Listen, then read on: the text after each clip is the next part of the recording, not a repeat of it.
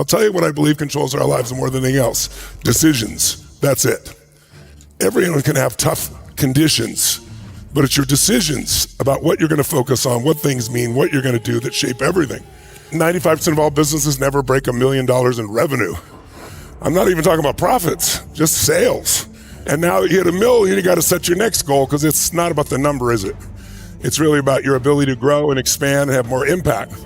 And you can work your tail off and get to $1 million. But if you're going to get to 5 or 10 or 20 or 50 or 100 or $1 billion or more, it's going to take a different level of thinking. You can't just do it with hustle. It requires a little more strategy, and it requires you maximizing you at a whole different level. Have you ever gone home to your hometown and seen maybe there's a burger place there that everybody goes to? They still go there 20 years later. There's a line around the block, and the guy's still there, Herb's Burgers. But he's got one place after 30 years and it's still full, but that's it. And there's this guy called, how many agree their product sucks? Make some noise if you think their product sucks. And yet they're the most dominant force in the entire business. It's because they understood there's a business and it isn't burgers. You have to learn how to run a business. So I'm here today because I have the privilege of making a few distinctions along the way around business. And my chance to be with you today comes about because early in my life I was obsessed. I still am. I've never lost the obsession. And my obsession has been what makes a difference in people's lives.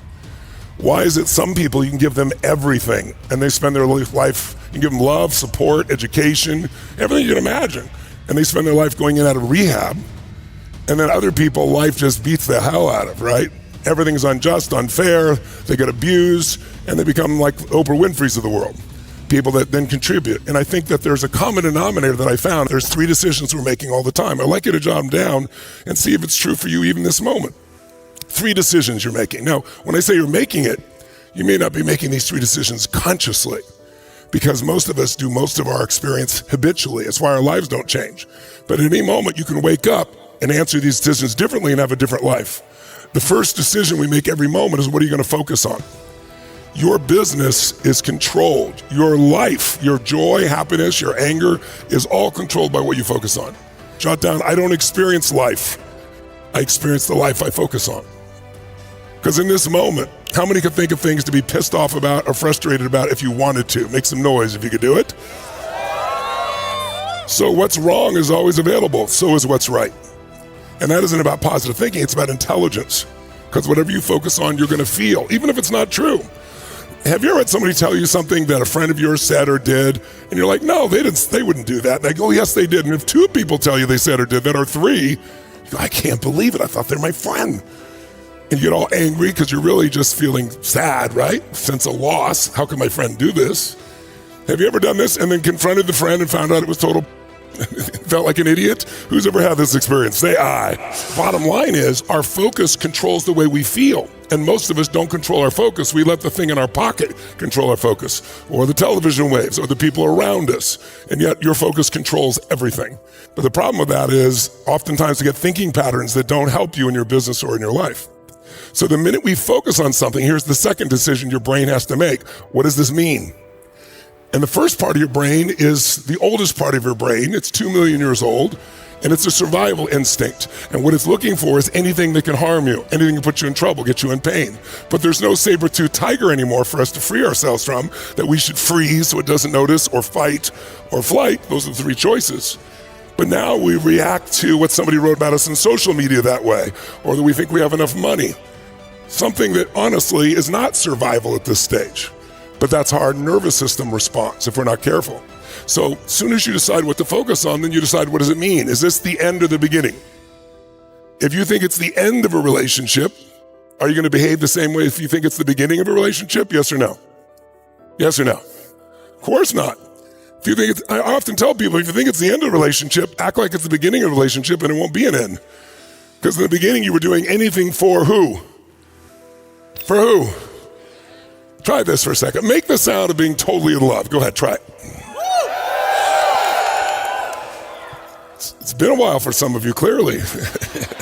Let's try it again. Totally in love and lust. You can't stop thinking about the person. You want to make love to them. It's unbelievable. Make that sound. Much better. We had to add less than that to get you guys going, I see there. And so write this down. Meaning equals emotion, and emotion equals life. Whatever meaning you give something, it's going to create an emotion, and that emotion is going to control the third decision. What are you going to do?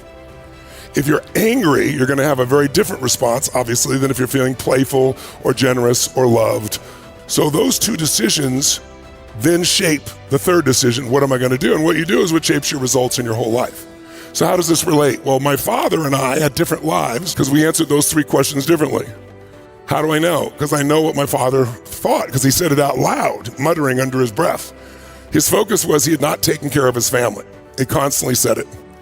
And then the worst part was the meaning he gave it, which is, I'm worthless, I might as well not be here, which eventually that's why he left. And I had a different set of focuses. My focus, there was food. What a concept, right? It's pretty cool.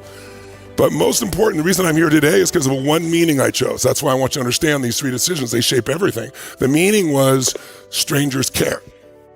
Up until that point, I lived in what I thought was a wealthy community. It was lower middle class, but we were literally on the other side of the railroad tracks. We were the trash of that community. And so we were treated that way. My father said it all the time. It was believable.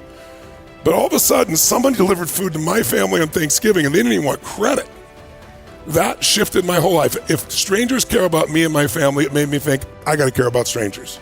And so I decided someday I'm going to go out and I'm going to do this for at least 2 other families.